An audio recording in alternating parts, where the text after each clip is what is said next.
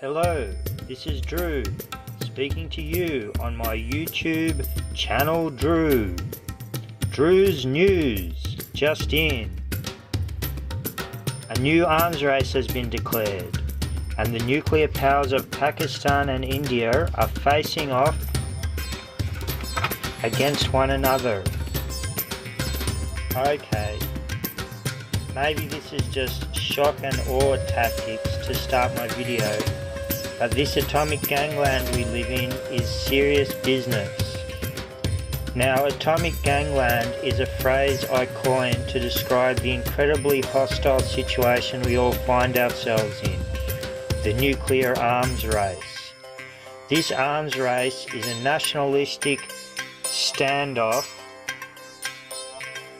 due to the devastating blackmail of nuclear weaponry and atomic war. So, basically, the different gangs are holding off major territorial hostilities with a threat of complete wipeout via atomic bombs. The power and threat of the military and political hierarchies are also used to maintain control within the gangs or nations through fear of the chain of command wielding absolute and mind-numbing power. So, I have thought about this atomic scenario a bit, as I'm sure everyone has and rightly should. I have a spiritual outlook on life and have developed some original insight into atomic gangland along that line of thought. This insight I have incorporated into these artworks on the screen.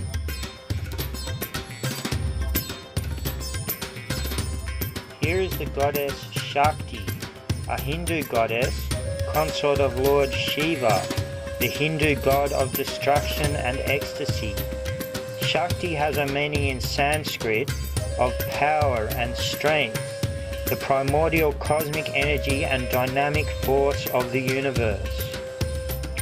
India has tested its own nuclear weapon called Shakti 1, named for the associations between atomic power and Shakti. Shiva Shakti is the balance of duality, neither complete without the other. I've had a mystical experience of Shiva myself on many occasions. One of the most memorable and impressive connections with Lord Shiva was on a DMT trip when I had an awesome vision. I was in the astral realm and a friend was leading a drum circle.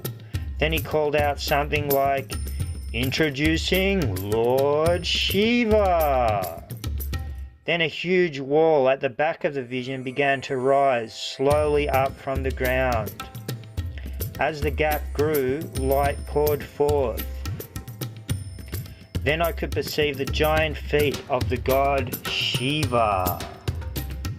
The rising wall reached to Shiva's ankles, and by this time the light was so powerful and bright, my astral body was vaporized into a small wisp of ethereal material that floated off into the astral realm. I had been destroyed by the destroyer. That must be what it's like to die in a nuclear blast, shown to me via divine vision. In the picture is included an atomic bomb in brilliant white highlights. You can see why the piece of Hindu scripture, "Now I am become death, the destroyer of worlds," ran through the mind of Robert Oppenheimer when witnessing the first detonation of a nuclear bomb.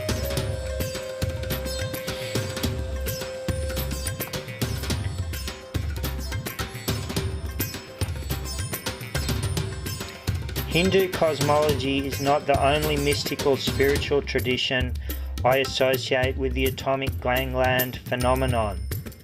Divine beings are often imparted with all-powerful weapons.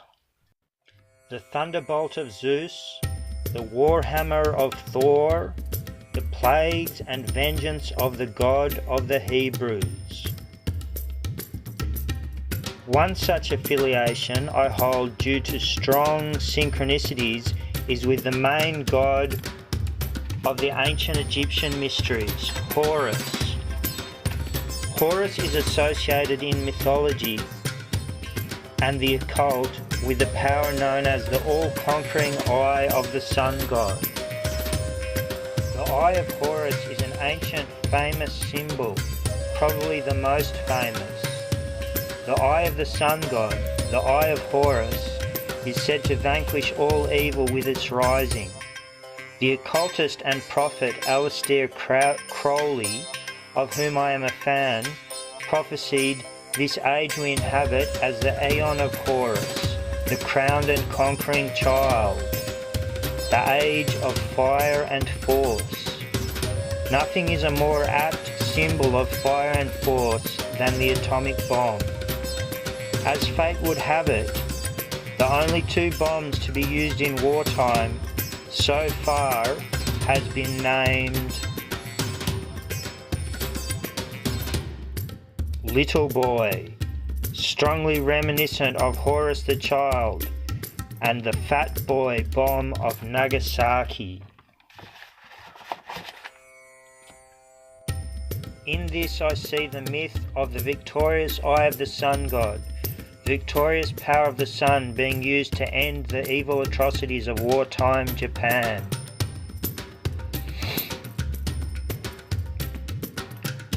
A story from a girlfriend of mine's dad brought this experience home to me. He has a Statue of Liberty tattooed on his forearm, and he told me about why he made that blood sacrifice. It was to always remember how America saved and liberated Australia from the Japanese offensive with the use of ultimate force in the atomic bombing. As they say, give me liberty or give me death.